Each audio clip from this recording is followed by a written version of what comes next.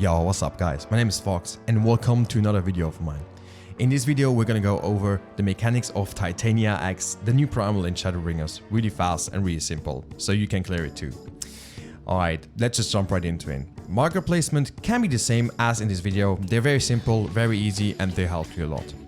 Furthermore, make sure you have two groups, one for the east side of the map and one for the west side, all both consisting of one tank, one healer and two DPS.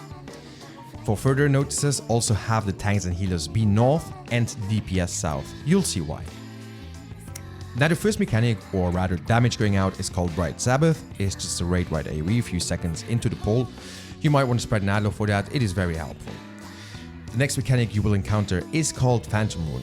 You should really remember this mechanic because you will encounter it several times. Phantom Rune is either a inside AoE or outside AoE. Basically, if Titania lights up green with the wings kind of closed, it is safe to be under the boss.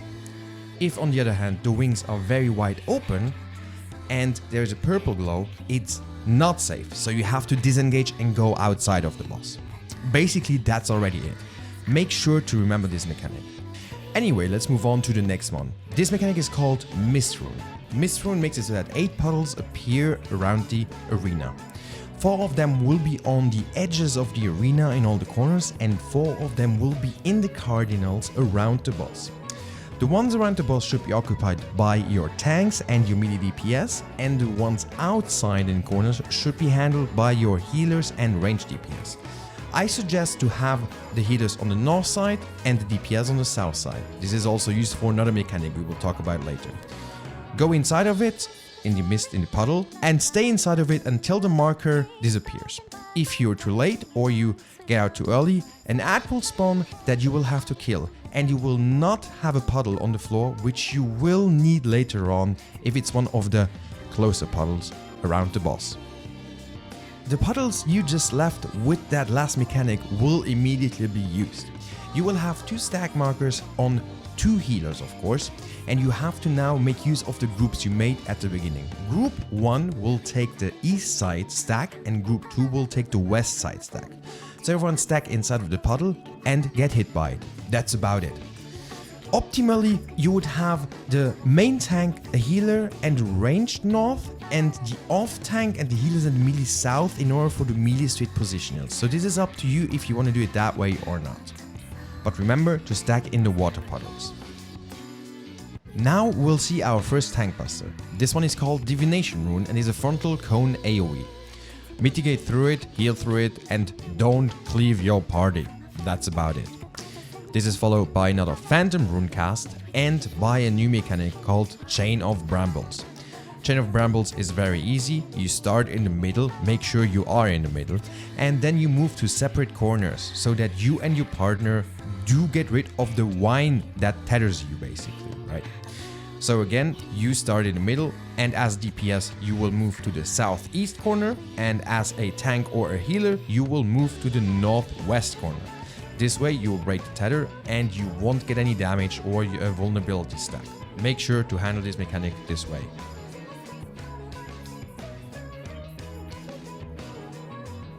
Now your arena should start to change. It should all become more green and feel more like a fairy forest. Anyway, we'll be greeted with a new mechanic, the tether mechanic. The tether appears and we had our off tank pick it up. The off tank would have it in max melee range on the number 1 and then we'll switch around. Basically the idea behind the tether is that it has a small AoE. If you get hit by the AoE, you will get a debuff. If you get hit a second time with the debuff, you will die. So you cycle through your team members and you have them pick it up and explode on number 1. Basically we had off tank into melee, melee, ranged, and healer. That's about it. The main tank doesn't need to pick it up and one person doesn't need to pick it up. That's how you handle it. A new form of tank buster is the next mechanic. It's called Phalite and it will be a frontal cone AoE tank buster. You can either have one single tank involved in this, or you can share it with 2 tanks and have them mitigate through it. That's your choice. Very easy to handle. The next mechanic you'll see will again be Chain of Brambles, yet with a small twist. You have bushes appear on either the northeast and southwest or on northwest and southeast. So you have to adjust your safe spot. You don't always walk southwest, but you possibly have to walk southeast as DPS that is. Again, the rule here is tanks and healer north and the DPS south. So open your eyes and move accordingly.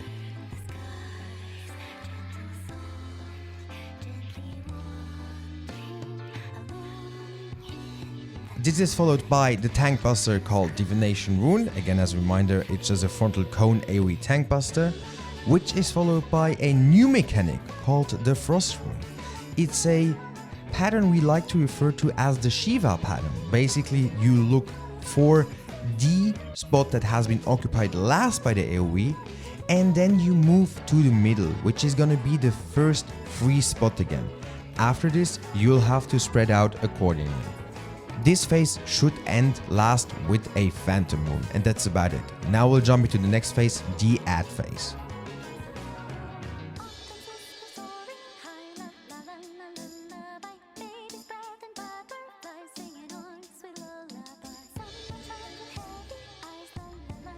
This add phase basically consists of the same 3 adds twice, once big and one small. We'll start off with small. On the east you have the mustard seed, which does not need to be picked up by a tank, but needs to be killed first. On the north you'll have the second one, which is the puck. It should be killed as said second and applies a blunt damage up buff on the main tank, so make sure to kill it second. West is the Peasel Blossom, and you can kill that one last. During this phase you have random AoE damage going out, AoE markers, make sure to dodge accordingly.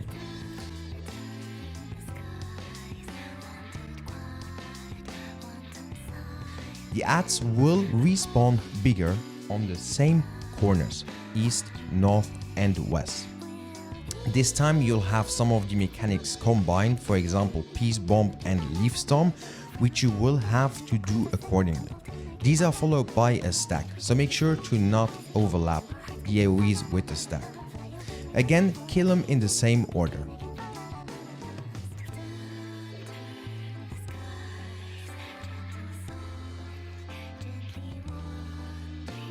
A new mechanic is the 2 wine walls that will appear. They are facing a certain direction, as you can see, and these will be marked by AoEs, so they are unsafe. You have to basically be knocked back towards behind them, right? Look at the video in order to understand exactly what I'm referring to. This is probably the trickiest part of the whole fight, and if you're done with that, you probably already made it. So again, make sure you get knocked back, because you have to also get rid of the vines that you're tethered to. This is very important. This phase should be over now, and you should get into the last phase.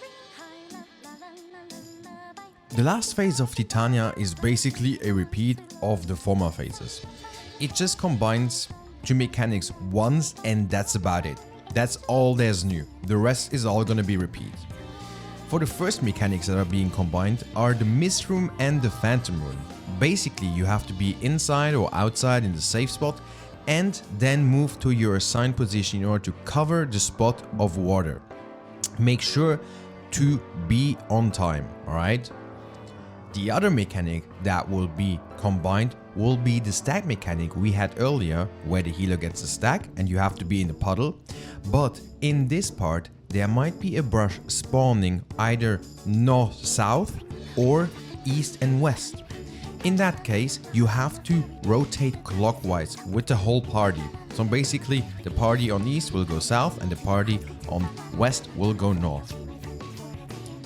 After you've seen all those mechanics, you basically have done it. The fight will only continue to rinse and repeat mechanics upon you. I can read you the order really fast if you're interested, but you basically made it. So the upcoming mechanics now will be the following. You have Phantom Rune, Bright Sabbath, Feylight, Frost Rune, Bright Sabbath. The Tether mechanic will repeat. You have the Wine mechanic, aka Chain of Brambles, Phantom Rune twice, another Bright Sabbath, a Divination Rune, and lastly the Enrage.